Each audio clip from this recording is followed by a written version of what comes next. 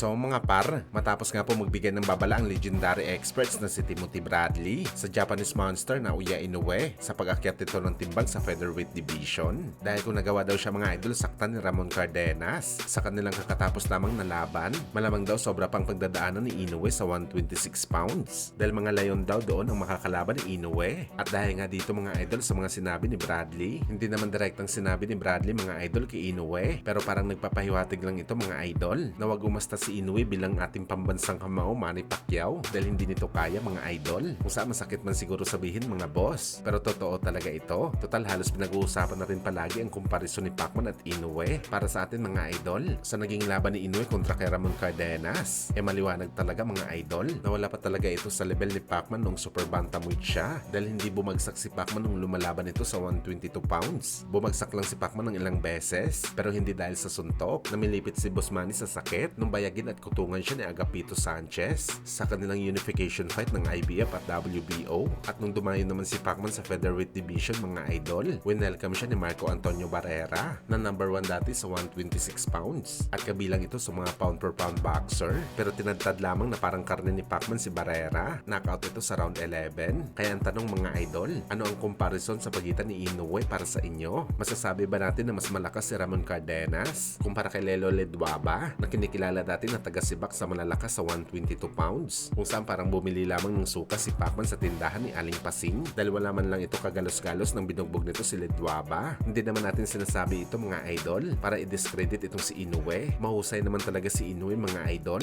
sa usapang pinakamagaling sa super bantamweight fighter sa history ng boxing sports. Kaya andyan talaga si Inoue sa usapan at hindi tayo tutol mga idol kung number 1 talaga si Inoue dahil deserve niya naman ito mga idol. Ang pinupunto lang natin dito mga boss sa mga nagsasabi na panis si Pacman kay Inoue sa 122 pounds dahil kung titingnan natin ang record at kinalaban ni Boss Manny at Inoue, parang niloloko lang natin ang sarili natin mga idol kung sasabihin natin na sisiw si Pacman sa Japanese Monster.